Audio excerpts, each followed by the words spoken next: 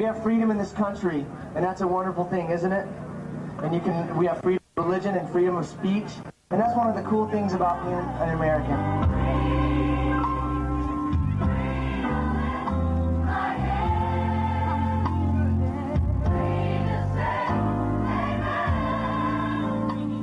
Battery Park, in the heart of downtown New York, and a hymn to America in the last of the summer sunshine. New York is the richest city and the richest country in the world.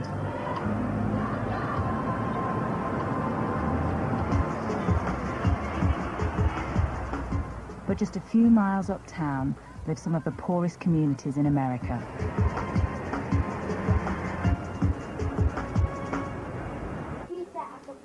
In the Bronx, 3 grandchildren try to bring their grandmother up to date with the latest fashions. I like this one better. But 2 people are missing from this picture. Veronica Mamadou recently died of AIDS. It was left to her mother Regina to bring up 3 granddaughters and a grandson, Garfield, who's HIV positive. Veronica and Regina had wanted to have a say in the treatment Garfield received. But instead, the New York authorities insisted Garfield stay on drugs and medicines, which even the other children could see were making him ill. When he was drinking the medicine, sometimes at night, it was in the summertime too, at night he would say, "Mommy, I'm cold," or he would itch his body all over, non-stop.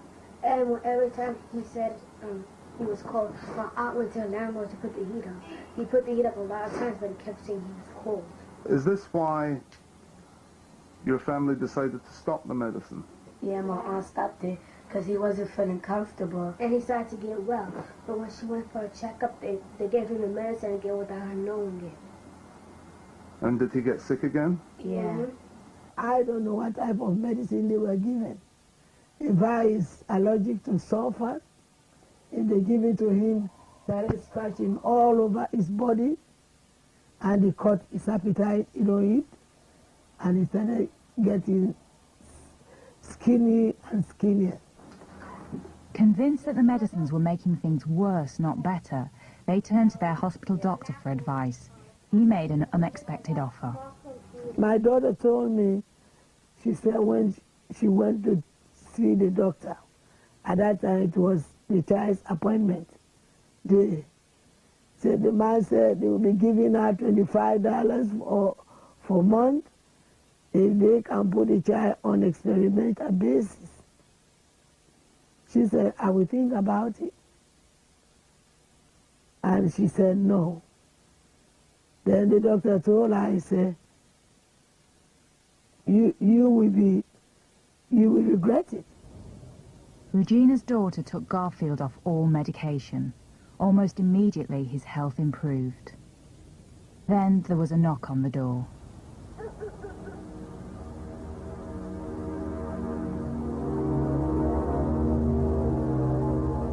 They came to take the child. And they came with police. I think it was 3 to 4 policemen. In New York, you don't need a court order to take a child from its parents. The Administration for Children's Services, or ACS, has exceptionally strong legal powers to decide what's best for the city's kids.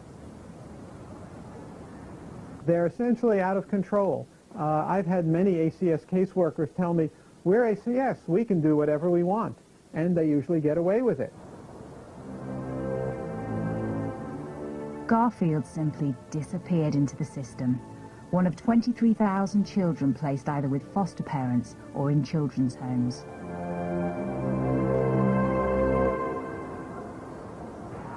This Catholic-run home, the Incarnation Children's Centre in Harlem, is where many HIV children end up if their parents or guardians refuse to medicate them. For years, it was the centre of highly controversial and secretive drug trials on orphans and foster children as young as 3 months old. At the time, it did not occur to me that anything was wrong, because we were told by the doctors that these were all steps that were going to happen to be expected because they were all HIV positive. Jacqueline Horger is a pediatric nurse who worked at Incarnation for 5 years. If they were vomiting, if they lost their ability to walk, if they were having diarrhea, if they were dying, then all of this was because of their HIV infection, and to be expected, and that we were doing the best we could to save them from that. Jacqueline was completely unaware that she was party to experiments on children. It didn't come as my first thought at all to question the medication, and since I had worked with pediatric AIDS for many years and had given the medication, I just faithfully gave it as I was told by the doctors. We found documentation listing some of the experiments carried out on HIV children at the home. One was for treating herpes, another involved giving children double doses of the measles vaccine. And yet others involved whole cocktails of drugs with side effects admitted by the manufacturers, including severe stomach pain, muscle wastage, organ failure, and many more. Side effect is a euphemism for undesired direct effects.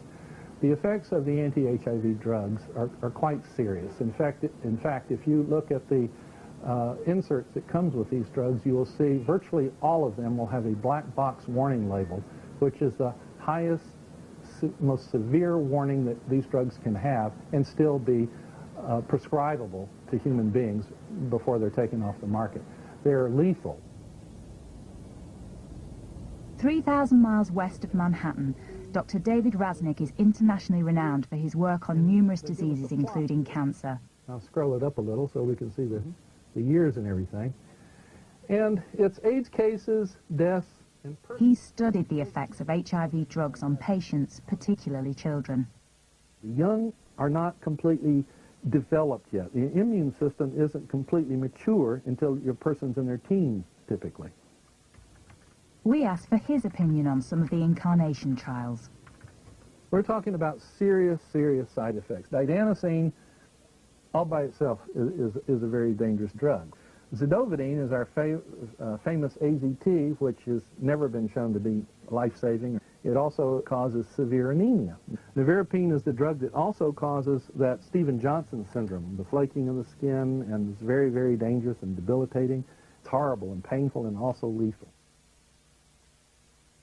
These children are going to be miserable. They're absolutely going to be miserable. They're going to resist taking them after a while. They're going to probably take them when people give it to them. They're going to suffer so much AZT all by itself. They're going to have cramps. They're going to have diarrhea. They're not going to eat. Their joints are going to swell up. They're going to roll around on the ground. You can't touch them. And I understand that the Incarnation Center, they sent them to the hospitals, these children, and they cut a hole in their belly and put a feeding tube in their belly and administer the drugs to the children who don't take these drugs. My friend Jolisa, she never, ever liked to take her medicine. So they used to hold her down, force it down her throat. I tell her, would you like this? This boy spent most of his life at Incarnation. Age 15, after years on drug tests, he has the physique of a 10-year-old. He didn't want to show his face, but he did want to tell the story of what happened to him in the home. I did not want to take the medications, and I did not want to, do all that stuff. But they insisted. Yeah, if you want to get out of there, you have to do what they say, or else you're not going anywhere. His medical records, which we've obtained, prove that he was enrolled in drug trials while living at Incarnation. If a child refused to take the medicine, a peg tube was inserted directly into the stomach, something he warned his friends about. And I used to tell her every single day, please take your medicine.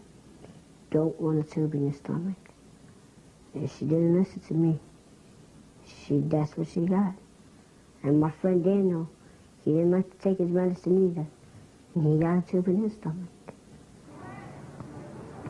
Under federal rules, consent for children to take part in drug trials has to be given by their parent or guardian. But the kids at Incarnation have no independent voice. The body that is their legal guardian, the ACS, is the same body that makes the children available for trials. You would not expect too many parents to volunteer their loved children for such experiments. This means that if the researchers want to do the experiment on children, they're going to look for vulnerable children whom they can get. And when you have city government agency accommodating them, that is the biggest betrayal of those children. They don't have anyone but the city agency that is their guardian on paper, but not in human ways. For over 10 years, Vera Shirav has battled almost single-handedly with the New York authorities to come clean over the use of children in drug trials. They tested these very highly experimental drugs, phase 1 and phase 2. Why didn't they provide the children with the current best treatment? That's the question that we have.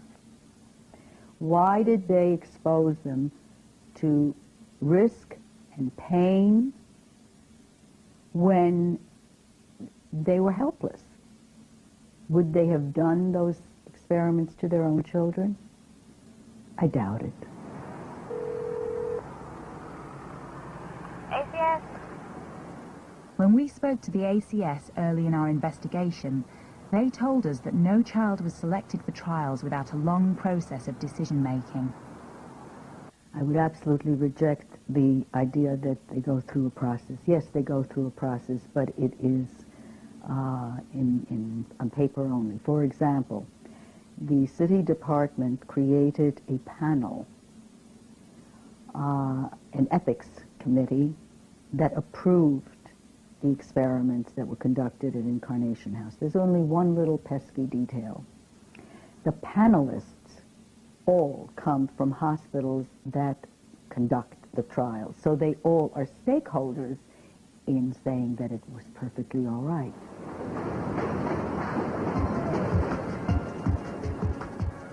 Most of the children in the trials are from New York's poorest districts. Many were born to drug-addicted mothers. Over 98% of children in foster care in the city are black or Latino. But in New York City, where the ACS was given special powers by former Mayor Rudy Giuliani, even professionals realize they are fighting a losing battle. Jacqueline Horger, the nurse who had once administered the drugs to children at Incarnation, was about to discover just how difficult it really was. She'd decided to add to her existing family by adopting 2 young girls she'd grown to love at the home. They were half-sisters, and the younger of the 2 was pretty much immobile, didn't know how to walk, didn't know how to play, didn't speak much, didn't know how to show her emotions or feeling whatsoever. And her sister was the opposite. She was hyperactive, couldn't sit for a minute, couldn't be still for a minute, and wouldn't eat. And the younger of the 2 overate, so it was a complete mess. I gave them all that I could, on every level. I gave them the good quality foods, the best private schooling they could get, occupational therapy, physical therapy, speech therapy, tutoring, the best psychologists I could find on all levels, and I just didn't seem to be making any headway. And the only thing that was left was the medication that I was giving them. Okay, Doc. Jacqueline decided to take the children off the drug regime which Incarnation had insisted upon. The results were almost instantaneous. The older girl began eating properly for the first time. She would ask for seconds and thirds, and it started showing on her body. When we swam at a swim club that we go to, she had a swimsuit on, about a month or two after I took her off the medication, I just looked at her with those loving mother eyes, just seeing a daughter look beautiful, rounded out, muscular, strong, healthy. It was a wonderful sight. The younger daughter, I would say the main change after I took her off the medication, it felt that her nerves became more and more healthy. And I taught her how to walk, run, jump on the trampoline, play, ride the bicycle, swim. And it was a joy to watch her. I remember the first Christmas when they all got new hats and they sat in the corner, all three of them together next to the Christmas tree in their new hats, surrounded with their presents. And Eileen had this little shy smile, Olivia beaming from ear to ear, and Leah sitting over them.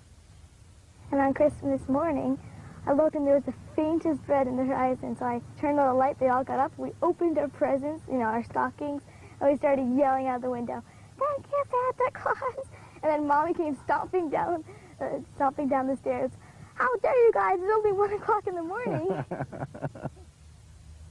Not long after those Christmas celebrations, there was a visit from the ACS.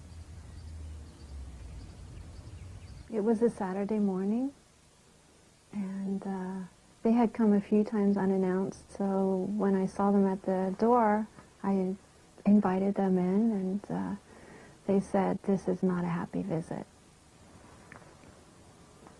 And at that point, they told me that they were taking their children away. And I was in shock. I couldn't believe it. It's this home day, they're in their pajamas, and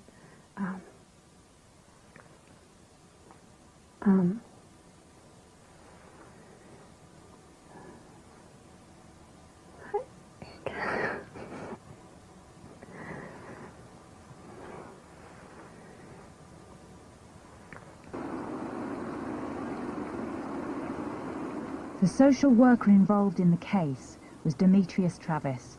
He was on holiday when a temporary caseworker arrived at their door with the ACS. The family did not agree with the drugs that were being given to these children who had HIV, and as a result of the parents not agreeing with the medicinal, I guess, regimen that was being administered to the children, when it was learned that that regimen was not being followed, the children were taken back into foster care. Did that decision upset you?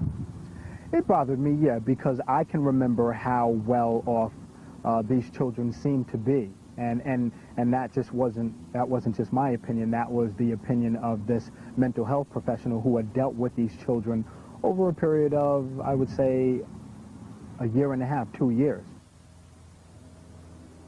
As a result, Jacqueline was taken to court and convicted of child abuse.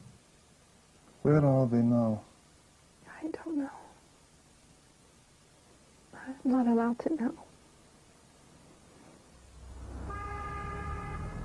Jacqueline's greatest fear is they've been returned to Incarnation Children's Center or a similar home in New York, where they might be subjected to experimentation. Well, it is shocking that in New York City, experimental drug treatments are being used on children who are in foster care. Even senior politicians in the city have found it impossible to get information about the trials. Bill Perkins is Deputy Majority Leader on New York City Council. We do know that several have passed away during the course of these experiments, and we know that there are still some involved. And there's been somewhat of a secrecy about the whole matter, I must say. It has not been easy to get through the bureaucracy as to exactly what this is all about. In a mass grave owned by the Roman Catholic Church close to Manhattan, over 1,000 children's bodies, including some who were enrolled in the trials, lie beneath a tarpaulin. Officially, their deaths are recorded only as resulting from natural causes. For months, we tried to get answers from those behind the trials. From Columbia Presbyterian Hospital, where many of the tests were devised. from Incarnation Children's Centre, from the Catholic Church, and from the ACS, the authority ultimately responsible. None would comment. The drug companies which have supported trials at Incarnation include some of the world's largest. Among them, Britain's own GlaxoSmithKline. They also refused to be interviewed for this programme, saying only that all trials have stringent standards and are in compliance with local laws and regulations. In Washington, officials at the National Institutes for Health insist that any participation of children in drug trials should be voluntary in every sense. We let parents know that participation is always voluntary, that they can stop participating in a trial at any time. Many parents need to have that reinforced, that participation is voluntary. We also get the assent of the child when it's appropriate. But what if that child is in the care of New York City authorities, which have volunteered it for trials in the first place? New York law hasn't made clear where the boundaries are between the parent's right to provide and control the treatment for the child and ACS's right. And as a result, the parent loses out and the child loses out because ACS simply says, we're going to make all the decisions. In 2002, the trials at Incarnation were suddenly halted. Attempts to uncover why exactly meet either with silence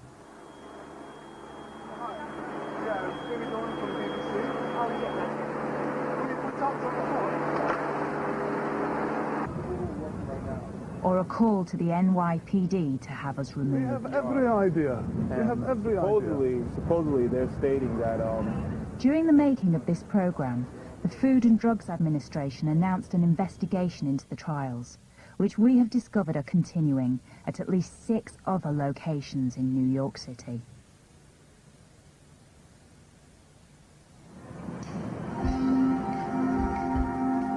Meanwhile, Regina Musa from the Bronx is now in contact with her grandson, Garfield.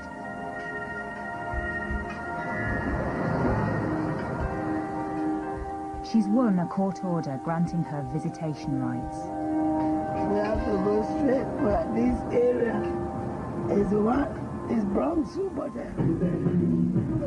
This is her grandson's new foster home in the Bronx. The boy was hungry and Regina had brought food. Although the house was in poor condition, it was better than his previous one, where the foster mother had allegedly beaten him. Garfield's new foster mother receives $6,000 every month for him and 3 others. What makes her a better guardian in the eyes of the authorities is that she gives the medicine demanded by the ACS, and Regina refuses. I want to get him back. I want to get him back. Because I don't want my child to remain in experimental basis. Not my own grandson. Because we love him. Jacqueline Horger has had no news of the 2 little girls she was adopting since that day when the ACS arrived on her doorstep. We weren't given any rights whatsoever. I even wrote a letter to the social worker appealing to her humanity to just let us know something. But I don't know anything. Did you ever say to the nurses or the doctors that you felt the medicine was wrong? I try. I just try to be me.